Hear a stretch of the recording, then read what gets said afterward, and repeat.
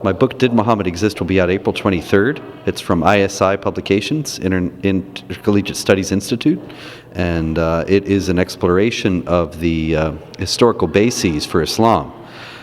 People don't realize that the foundations in history of Islam are not actually nearly as well established as people assume.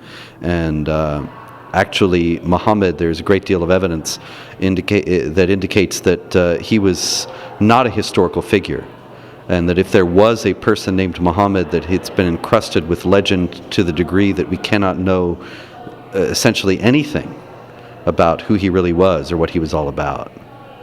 And so the book explores these early historical evidences, notably, for example, the fact that for 60 years after the Arab conquests began in the 630s, there is no mention in either the literature of the Arabs or the literature of the people they conquered of Muhammad, Qur'an, or Islam, which is extraordinarily strange if one accepts the canonical narrative that the Qur'an was delivered to Muhammad over a period of 23 years ending in 632, and that the Muslims had it after that and were energized by its imperialist and supremacist teachings to expand their empire and to go out into the Middle East, North Africa, and Spain, and so on, Persia and India, on the basis of what the Quran taught. There's no evidence that the Quran existed until the early 8th century, and no mention, as I say, of Muhammad and Islam.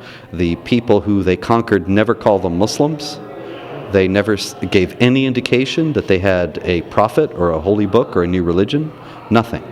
So where did this come from? Well, what it seems from the available evidence, it seems that what happened was, as the Arabs amassed this vast and ever-growing empire, they began to feel the need for a religion to unify it, because in those days, a religion was what unified empires. The empires that existed in the world at that time were all multinational, multi-ethnic, but they were bound together by a common religion. The Eastern Roman or Byzantine Empire was, of course, Christian. The Persian Empire was Zoroastrian. And the Arabs were coming up in the middle either of both of those, and had at the beginning no unifying religion to hold together their growing multinational and multi-ethnic empire. And so they cobbled together from existing Jewish and Christian sources this religion that became the religion of Islam.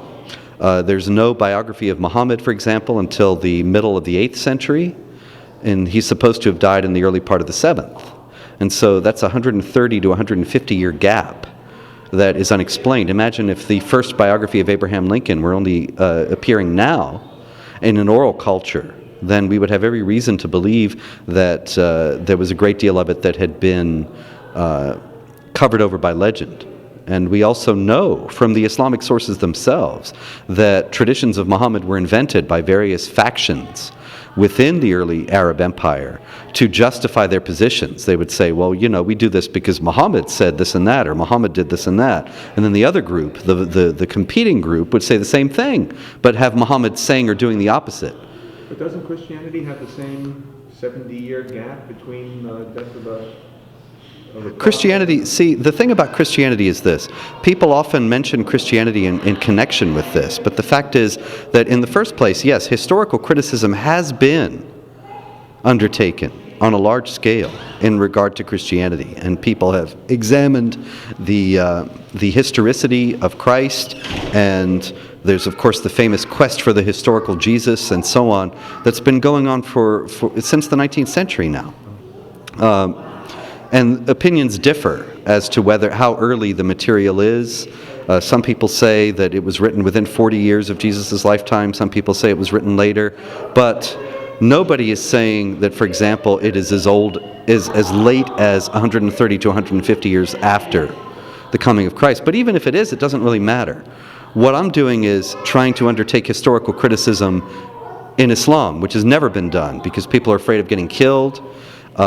Even if Christianity is completely mythical, it doesn't really mean anything. I mean, it's just another question. It's a separate question, and the same investigations have been undertaken and ought to be undertaken in connection with Christianity. And I'm saying that it's just as legitimate to undertake them in connection with Islam. And so what we find when we do that is that it's on very shaky historical foundations.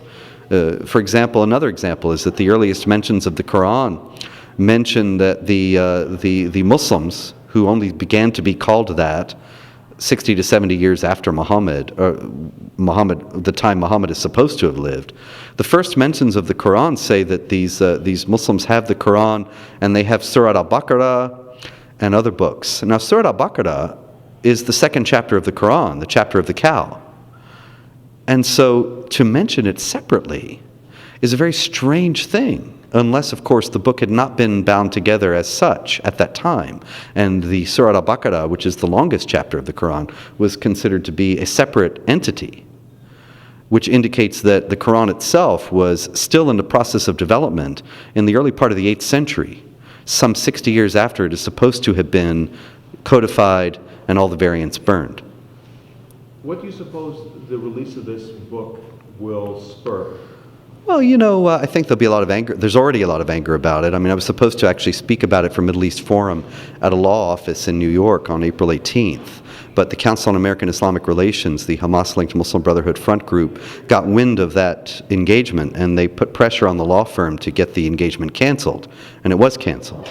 And so I don't know. There's some talk about getting it rescheduled in another place at another time, and certainly I hope that will happen. But obviously they're very nervous about this book. They're very upset about it.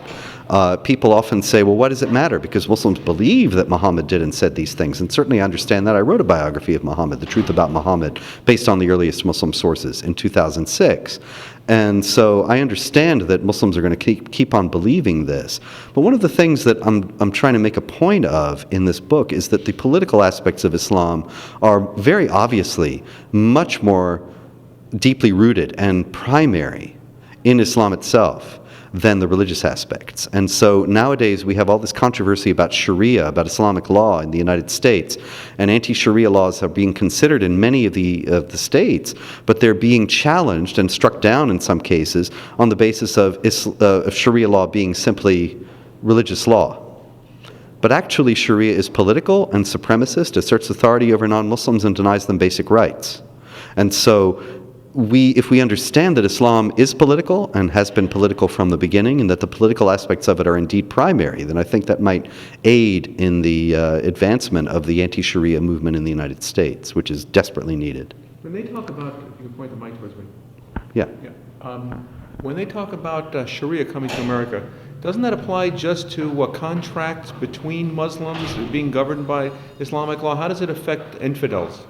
Well, you know, the thing about it is that Sharia advocates in the United States often will make an analogy to Jewish law and to Catholic canon law and say that this is a voluntary thing, it pertains only to believers, and it has to do with ceremonial aspects of the religion as well as marriage law and so on, and so it's not anything that anybody else should be concerned about. But actually, in reality, Sharia, Islamic law, is different from Jewish law and different from Catholic canon law in a fundamental aspect, and that is that it asserts authority over non-believers and claims that they pertain to it, they have to be subject to it, and it denies them basic rights, institutionalizing discrimination and harassment against non-believers and women. And so it is a political and social system in a way that Jewish law and Catholic canon law are not and never have been, and a supremacist political and social system that asserts an authority over those who don't consider themselves to be within its purview in a way that Jewish law and Catholic canon law never have done. But how is it different than how the Amish treat the non-Amish as foreigners, and that the Amish are separate and above? Well, you know, I have to admit to you, I don't know anything about the Amish. I know they drive buggies and have beards and so on, but I don't ever hear about Amish committing terrorist acts or terrorizing non-Amish or threatening them or claiming that they are going ultimately to gain power over them. Whereas we see Islamic imams doing that on a relatively routine basis. I find that Jihad Watch at jihadwatch.org, my website, I find almost on a daily basis Islamic imams speaking about how Muhammad prophesied that the Muslims would conquer Europe, and that the Muslims are going to conquer Europe and America. I don't know that the Amish speak about conquering anything. And they're talking about a conquest that is not just a matter of people freely choosing Islam, but the Islamic political system gaining hegemony by force if necessary over non-Muslims. Intimidation and the threat of violence, certainly, and violence if necessary. Social and cultural pressure? Absolutely. Social and cultural pressure is very prevalent. I mean, just today at Jihad Watch, I put up a story about a supermarket, Wegmans, in Rochester, New York, which now has a separate checkout line because they hired a Muslim cashier, and the Muslim cashier refuses to check out pork and alcohol. And so they have a sign saying, if you have pork and alcohol, please go to another lane. And they congratulate themselves on their multiculturalism and tolerance and openness and religious freedom and so on. But in reality, what they're doing is they are asserting Islamic law over American law. They are inconveniencing non-Muslims who shop at Wegmans because they have one less line they can go to. And so they have to have longer waits and so on. And this is exactly the supremacist program of Islamic law, which asserts that Muslims have special privileges that non-Muslims are not privy to, and that Muslims have laws and practices that non-Muslims have to accommodate. And so Wegmans is freely acquiescing to this, which ultimately will result in their subjugation. Is there an organization or an association that people can learn more about, maybe affiliate with, to understand more about the encroaching Sharia? Oh, absolutely.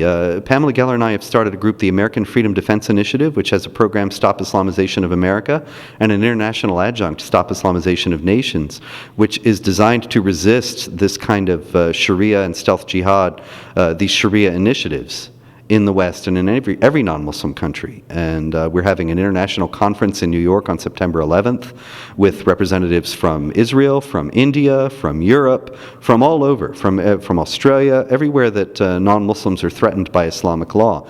These cultural and societal initiatives of Islamic supremacism are not on anybody's radar screen, and we're the only ones talking about them. And so we do hope that people will be aware of this conference on September 11th in New York and come to the Millennium Hotel right across from the UN. Is there an email list people can get on? Yeah, contact Pamela Geller at writeatlas@aol.com. That's WRITE atlas@aol.com, or me at director@jihadwatch.org. And we will get you all the information that you need about the conference and about other related initiatives. Is there a hashtag on Twitter people can follow publications? If there is, I don't know. You know, I'm still in the late 20th century. I'm working on the 21st. Or is there a website people can follow? Well, that's Atlas Shrugs and Jihad Watch. And we do have an FDI website and an SIOA website, but those are in the stages of development now, and so it's best to go to our main sites. And how did New York City welcome you? I know you were part of last year's 9/11.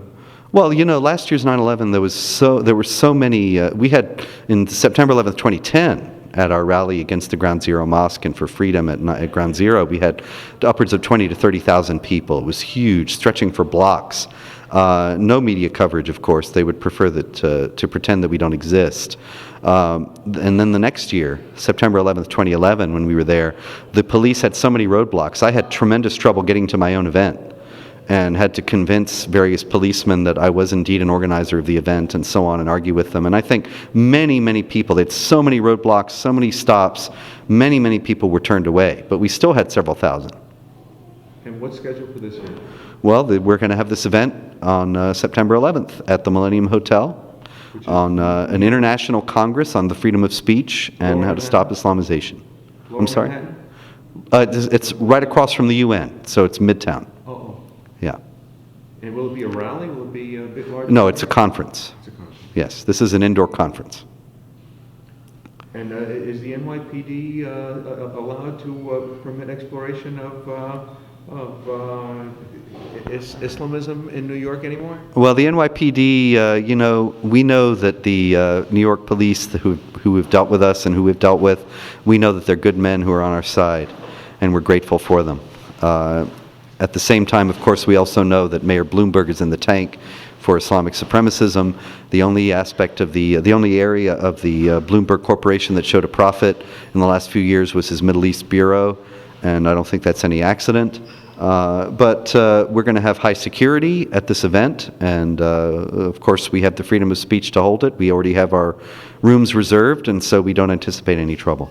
Have you noticed Bloomberg did that deal with Prince Walid bin Talal? Al-Walid bin Talal? Yeah, didn't he did a news channel deal? Oh, I'm not aware of that. I know that Rudolph Giuliani, his predecessor, actually turned back, refused Prince Al-Walid's check after 9/11. Prince Al-Walid gave a check, I believe it was $10,000 or $100,000, to New York City to rebuild after the 9/11 attacks. But he attached a note blaming the U.S. and blaming Israel for the attack. And Mayor Giuliani found that offensive and turned back the money. But now, of course, Prince Al-Walid owns 7% of Fox News, and he... How has that affected Fox News' reportage of Islamism and jihad? Oh, well, I think that Fox is no better than any of the other channels at this point. And people think that they're a stalwart conservative channel, and that's unfortunately not the case. Bill O'Reilly has people from the Hamas-linked Muslim Brotherhood Front Group, the Council on American Islamic Relations, on his show fairly regularly, praises them, parrots their line. This is unfortunate, but this is the way it is. And is there a way to change it, you think? Well, I think I'm hoping that we can find a billionaire philanthropist who is a freedom fighter and who will start a new channel. I don't have a whole lot of hope for Fox at this point.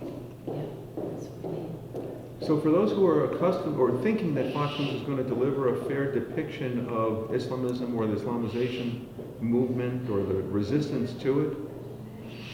No, I don't think that they're going to do that at all. There's no indication that Fox is going to resist Islamization.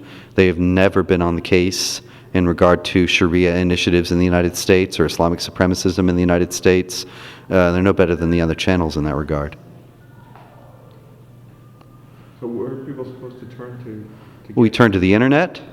The internet is our last hope before Obama regulates it away. Not Alex Jones. But right now, not Alex Jones, but Atlas Shrugs, Jihad Watch, a few other sites where you can still find the truth about jihad and Islam. We're still there, and we're going to keep fighting.